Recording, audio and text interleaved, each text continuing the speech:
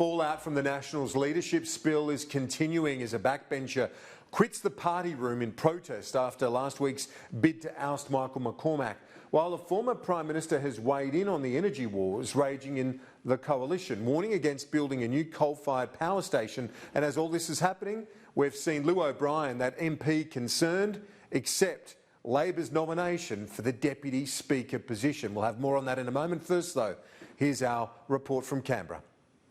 Dark clouds closing in on Parliament as a familiar storm brews inside.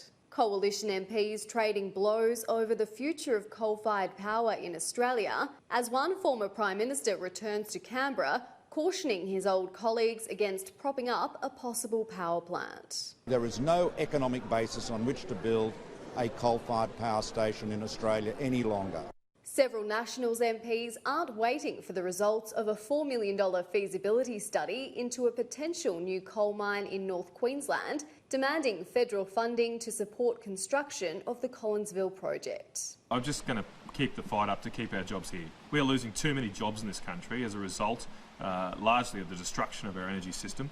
Nationals MP George Christensen also releasing a statement saying a new coal plant is the answer to providing stable and reliable baseload supply, a notion slapped down by Malcolm Turnbull. Those people who are advocating that the government should fund coal-fired power are basically making a case for higher emissions and higher energy prices, and that is nuts.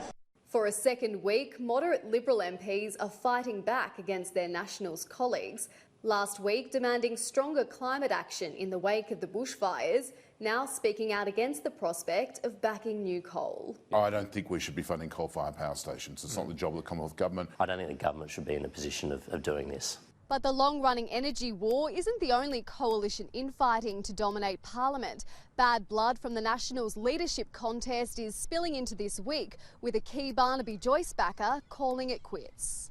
Lou O'Brien is leaving the party room in protest, dissatisfied with Michael McCormack's leadership. He was a key instigator of last week's spill, which ultimately failed to reinstate Barnaby Joyce in the top job. Mr O'Brien will remain a Queensland LNP member and continue supporting the government in the lower house. The member for Waibay's up the top there. There he is, he's doing a great job. But by leaving the party room, he forfeits the right to vote in any future leadership contests. His colleague and a key Barnaby Joyce ally urging him to reconsider. All I'm focused on now is trying to keep Lou part of the team in the tent. After surviving one leadership challenge, Labor warns Mr McCormack will likely face a second as his own colleagues undermine his authority. I've seen this movie a few times before. The Nationals leader no doubt hoping for a happy ending. Eliza Edwards, Sky News, Canberra.